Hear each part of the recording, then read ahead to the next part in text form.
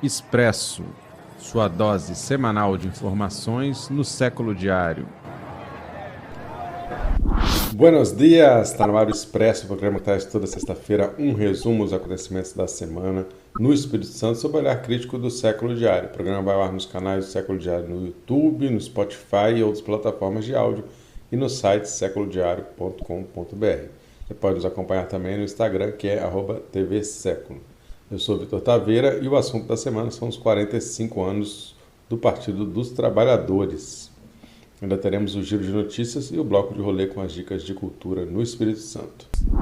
Assunto da semana: o Partido dos Trabalhadores, o PT, completou na última segunda-feira, dia 10 de fevereiro, 45 anos de fundação. O aniversário foi lembrado em discursos em algumas tribunas do Legislativo do Espírito Santo, como o caso dos deputados estaduais do partido, João Coser e Irine Lopes. A data também foi celebrada por militantes em um ato político e cultural na quinta-feira no centro de Vitória.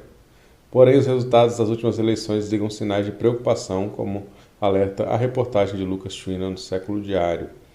O partido chegou a ter prefeito em algumas das maiores cidades do Espírito Santo, como Vitória, Cariacica, Cachoeira de Itapemirim e Colatina, e está há 9 anos sem eleger sequer um prefeito no estado, sendo que o último eleito foi o Alencar Marim, em Barra de São Francisco, em 2016, que deixou o partido ainda durante seu mandato no início de 2020.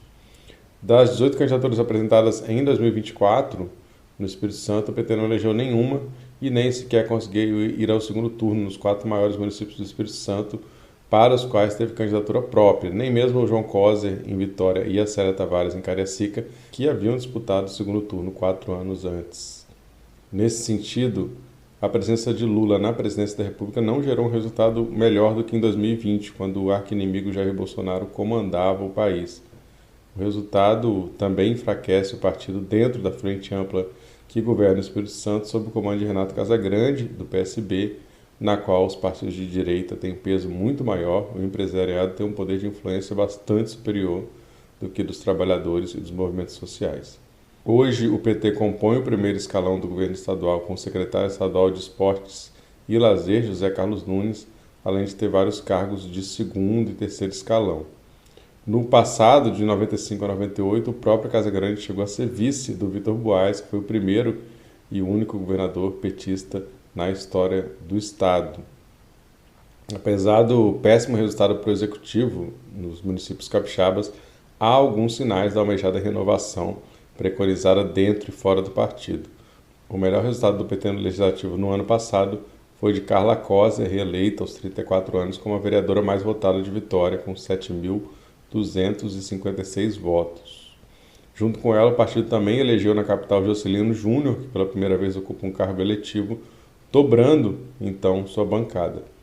Outras conquistas que apontam para a renovação foram as primeiras mulheres negras eleitas em Cariacica, com a jovem Açucena, de 25 anos, além da professora Valdirene, em São Mateus, e a Renata Alves, em Alegre, todas eleitas pela primeira vez. O Lucas Schwinner aponta também as dificuldades de articulação das bases sociais do partido, diante do governo nacional centrado nas negociações em alto escalão, especialmente com esse Congresso muito conservador e também numa política econômica restritiva. As siglas de esquerda radical vêm conquistando quadros, especialmente entre as juventudes, embora ainda não apresentem força eleitoral. Mas essa discussão sobre a importância de manter a mobilização das bases e ampliar a participação não é de hoje no partido, nem é novidade a nível estadual. Para 2026, o desafio do PT no Espírito Santo será manter ao menos os atuais mandatos dentro de uma disputa que promete ser muito acirrada a nível nacional, que vai repercutir também a nível estadual. A popularidade do governo Lula até lá pode ser um fator determinante para os resultados também por aqui. Na Assembleia Legislativa, tanto o João Coser quanto a Irine Lopes tiveram votações bem expressivas, sendo que o PT poderia inclusive ter feito uma terceira cadeira se o seu terceiro mais votado tivesse um resultado eleitoral melhor. Na Câmara Federal, o resultado surpreendeu positivamente, com o Helder Salomão sendo o mais votado do estado e a Jaque Rocha também se elegendo, algo que era inesperado até mesmo para muitos militantes do partido. No Senado, o PT ganhou reforço do Fabiano Contarato, que havia sido eleito pela Rede em 2018 e migrou para o Partido dos Trabalhadores. Mas a disputa do Senado deve ser das mais difíceis em 2026. O cenário pode incluir candidatos ainda como o atual governador Renato Casagrande, do PSB, e o ex-governador Paulo Artung, que está a caminho do PSD, além de muitos outros nomes de peso que estão tentando se viabilizar para essa disputa que em 2026 vai ter 2 nomes que vão sair eleitos. Também vai ser preciso alinhar aí o posicionamento do PT em relação à disputa ao governo do Estado. No caso de uma candidatura própria, o mais cotado é o Helder Salomão, que saiu com esse resultado expressivo como mais votado do Estado para deputado federal. E o Contarato quis entrar no páreo, né, na última eleição estadual em 2022, mas ele foi barrado devido à aliança fechada com o Casagrande. Então ele também é cotado, mas hoje, aparentemente, o Helder, que tem uma trajetória mais longa no partido, seria o favorito para representar uma candidatura ao governo do PT. A possibilidade de um acordo com uma frente ampla junto com o governador Casagrande também não pode ser descartada, especialmente se acontecerem acordos nacionais que envolvam o Espírito Santo, como foi o caso da última eleição, e também se o candidato for o Sérgio Vidigal, do PDT, que sempre contou com o PT por perto quando foi prefeito da Serra e representa um perfil aí menos associado à direita do que os demais concorrentes ao posto. Mas antes disso, o PT capixaba se prepara para uma disputa interna na direção do partido que vai acontecer no primeiro semestre desse ano. Em 2019, a Jaque Rocha, da corrente majoritária Construindo um Novo Brasil, se elegeu com o apoio da Alternativa Socialista, do João Cosi, uma disputa acirrada contra o Helder Salomão, que é do grupo interno chamado Resistência Socialista. Logo após a derrota eleitoral em Vitória, no ano passado, o Cosi já iniciou as articulações visando o comando interno do PT. Os rumos do partido nas eleições internas, que vale lembrar, ocorrem de forma democrática, por meio de votação direta e aberta a todos os filiados do partido, ao contrário do que ocorre na maioria dos grandes partidos de direita. Essas eleições internas podem também ser decisivas para os rumos e as estratégias do PT para os próximos anos no Espírito Santo. Giro de notícias. Possível incorporação do PSDB ao Podemos favorece Gilson Daniel no Estado. A extinção do Partido Tucano está em negociação a nível nacional. A coluna Socioeconômicas da Maneiro Medeiros destaca a estratégia do chamado Trio do Casão. Ferraço 100% focado, Vidigal acomodado e Arnaldinho sempre por perto. É uma guerra fria que vai acontecendo para ver quem será apadrinhado pelo governador para as próximas eleições. Base de apoio de Casagrande na Assembleia sobe para 19 deputados. O PSD, PP, PT e PSOL passaram a integrar o bloco em meio às negociações por comissões na Assembleia. O protagonismo é nosso, a fala do vereador Wilson Jaguareté, de Aracruz, na matéria que fala sobre indígenas defenderem secretarias municipais para tratar das questões relativas aos povos indígenas. O Wilson ressalta a importância de ampliação de políticas públicas. Outras aspas aí, se não resistirmos, danos à política ambiental no Estado serão irreparáveis. Os servidores do IEMA se manifestaram contra a gestão privatista de Felipe Rigoni na Secretaria de Meio Ambiente. Bom, nosso segundo bloco de notícias, poluição do ar com pó preto na Grande Vitória aumentou 34% em 2024. O número também é 43% maior do que na época do acordo com poluidoras. INCRA emite posse de fazenda em São Mateus para a reforma agrária. A medida encerra processo iniciado ainda em 2009 na fazenda Floresta e Texas. Estão tentando nos empurrar um acordo que tira o nosso futuro. A fala é de pescadores que ocuparam o escritório da Samarco Vale BHP em Baixo Guandu. A associação aciona o Ministério Público para ter acesso ao projeto do Mergulhão. Obras já começaram, mas moradores de Jardim Camburi ainda não conhecem o projeto. Outras aspas, a Prefeitura de Guarapari não faz distinção entre lixo e pessoa. Pessoas em situação de rua foram tiradas de espaços públicos com presença da polícia, o fato repercutiu aí nas redes sociais. E aspas novamente, falta vontade política para construir uma inclusão de verdade. O coletivo denuncia descaso na educação pela gestão de Dr. Coutinho em Aracruz.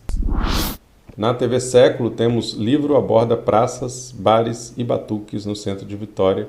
Entrevista do programa Raiz Capixaba com a arquiteta e pesquisadora Kabila Benezetti, que traz histórias do bairro a partir das ruas.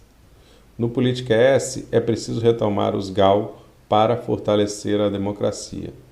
A entrevista é com Isaías Santana e Hildo Santos, que participam dos grupos de acompanhamento ao Legislativo que estão sendo rearticulados no estado do Espírito Santo, em vários municípios. Lembro também que todo esse conteúdo que trouxemos aqui está disponível gratuitamente lá em seculodiario.com.br. Você pode entrar assim que terminar o programa para se aprofundar no que mais lhe interessa. Vamos agora com as atrações culturais no bloco de rolê. Bom, último fim de semana antes dos desfiles de carnaval em Vitória, acontecem os ensaios técnicos no Sambão do Povo, são os dois últimos, nesse fim de semana.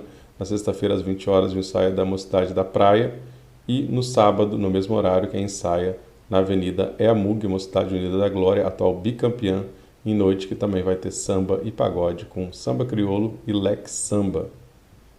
No domingo, ainda, os preparativos do carnaval tem a tradicional descida da Rua 7, realizada pela Unidos da Piedade, escola de samba mais antiga do estado, que está completando 70 anos de história. A atividade começa às 15 horas no centro de Vitória. Não muito longe dali, tem o último ensaio geral da Imperatriz do Forte, às 16 horas, com o tradicional arrastão do Romão até o Forte São João. Identidades femininas são celebradas em espetáculo de dança gratuito. Estou falando do espetáculo Chocotô, tem sua estreia no sábado, dia 15, às 19h30, no Palácio Sônia Cabral, no centro de Vitória.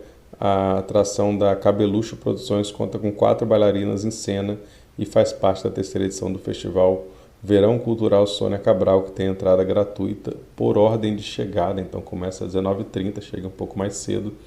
A performance utiliza estratégias contemporâneas de dança para explorar e provocar esses corpos, questionando as noções de pureza, moralidade e santidade. Ao levar para o palco as histórias de pessoas trans e travestis, a montagem ajuda a quebrar estigmas, preconceitos e normas rígidas sobre gênero, promovendo empatia e sensibilização para questões de igualdade, direitos e respeito. Muito interessante aí o espetáculo Chocotô, sábado, dia 15, às 19h30, no Palácio Sônia Cabral.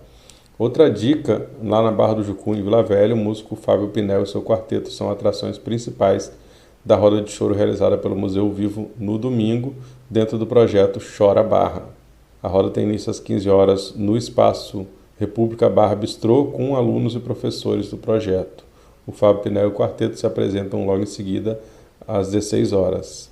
Essa apresentação integra a programação do Mercado Mix, é um evento que reúne artistas e artesãos de Vila Velha no República Bistrô. Então, de meio-dia até 20 horas acontece o evento, e dentro do evento o chorinho.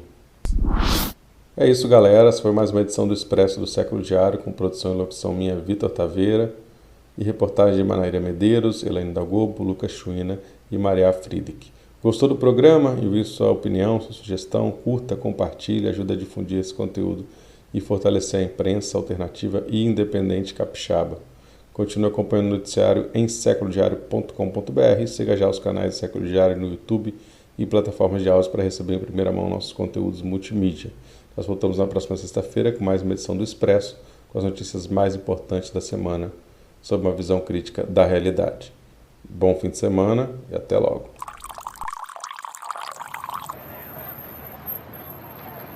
Expresso, sua dose semanal de informações no Século Diário.